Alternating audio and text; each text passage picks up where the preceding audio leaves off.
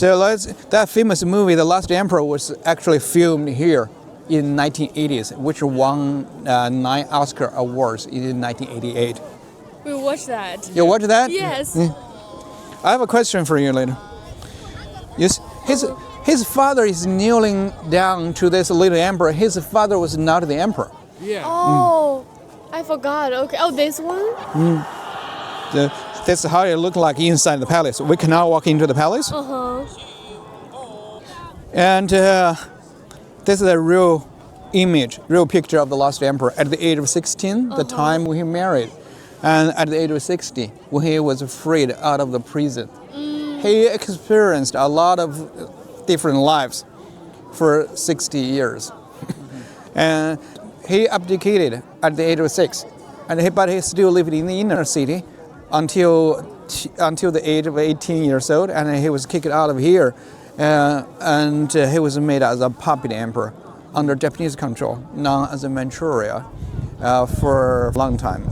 Until 1945, he was captured by the Red Soviet Army, and he was sent back to China after the founding of the People's Republic of China.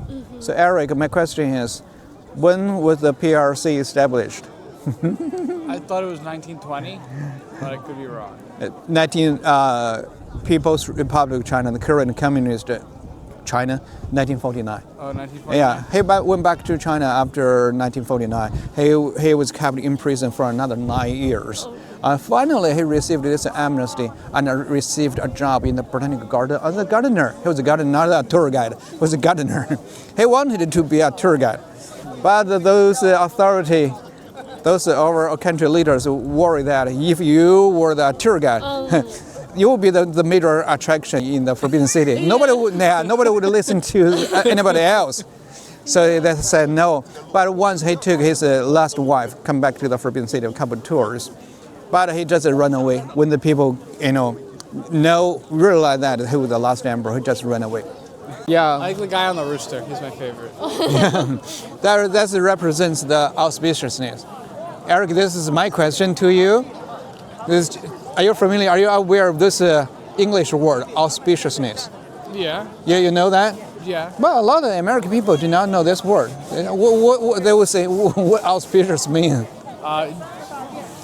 Reflecting something successful is about to happen, or something good or lucky is about to happen. Yeah, kind of. But auspiciousness, that's a noun, right? Yeah. Which means good luck, good omen. So that's auspiciousness. But many words used in the Forbidden City that a lot of American states are not familiar with. So auspiciousness is one. The other one is cultivation.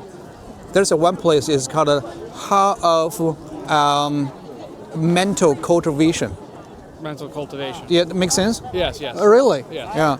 There's another one is called the Hall of Abstinence. Okay. Are you familiar with that word? Abstinence. What abstinence? So abstinence usually means refraining from doing something. That's right. A lot of times it's also used to mean not doing anything sexual in your entire life. That's right. I'm not sure if that might be what they're trying to say. Yeah, fasting. Yeah, That's fasting. Okay. Hall of abstinence or hall of fasting. That what it means. Literally means. Yeah, you're knowledgeable. I try to be. There's another one called piety. Piety, okay. Piety, filial piety. Yes. Make sense? Yes. Filial piety. Respect for the elders in your family. That's right. Yeah, that's kind of value. That's kind of value we value a lot in this country. But in American culture, you do not have such a value.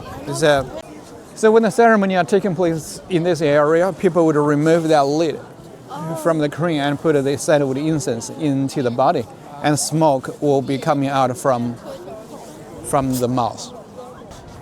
Eric, are you familiar with that symbol? Yes. What is that? That's a Hindu swastika. Yeah, it is. But it is also very similar to the Nazi symbol. Is that right? Yes. Yeah. But which is pronounced like one. One. Yeah, Oh. 万字符, meaning happiness or auspiciousness in Hinduism or in Buddhism. Yeah. So that's like a lucky character, a lucky symbol in the Buddhist belief. And the Nazi symbol, what's the difference between this and the Nazi one? Nazi one's facing the other way and it's turned on its side. It is stay on the same direction, either on that direction or the other direction. That still means happiness. The Nazi symbol just tilted a little bit, inclined on the about 45 degrees on the other direction. So that is the Nazi symbol. That's the difference between those two symbols. Let's have a look at this map. These are surrounded by this moat. Yeah, this is the Forbidden City. But there are two more gates over here. You see that?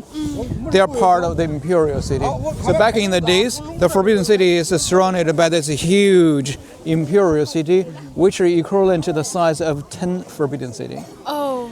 Most of the city wall were around surrounding the Forbidden City. That the Imperial City wall were demolished.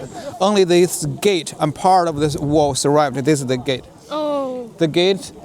There's a square standing in front of this gate. It's Tiananmen Square. Oh, I see. So this gate is called Tiananmen. Oh. Yeah, it's the gate of heavenly peace. So Tiananmen, that is the main entrance to this Imperial City. And then this is the Meridian Gate. This is the gate to the Forbidden City. The Imperial City, which is huge, there were the places where the park, the gardens were built for the emperor and their families, as well as the living residence for those high-ranking officials and for the people, like the eunuchs, like the palace maid, like the guard, the chefs. They work in the Forbidden City during the daytime, but they need to walk out of the Forbidden City and stay inside the Imperial City back in the days. But the city wall were gone. I see. Okay, so that hill was the place, the last where the last Ming emperor committed suicide. Oh. You know, on that day, on April 24th, 1644, he went up to that hill where he overlooked his city, which consumed by fire, fighting, crying. He got so desperate. He knew that his last day is coming. And he decided to sacrifice himself for his dynasty. And he went up to that tree and wrote this, the last imperial edict. He said that it's been 17 years since I claimed the throne. I've been weak and incompetent, which annoyed the God of heaven, led to the peasant uprising army to attack my country. But the major reason was those officials who lied and fooled me. After I'm died, I will be so ashamed to face my ancestors. So I will take off my crown. I light my hair to cover my face. Rebels may tear up my body, but please don't hurt any of my citizens.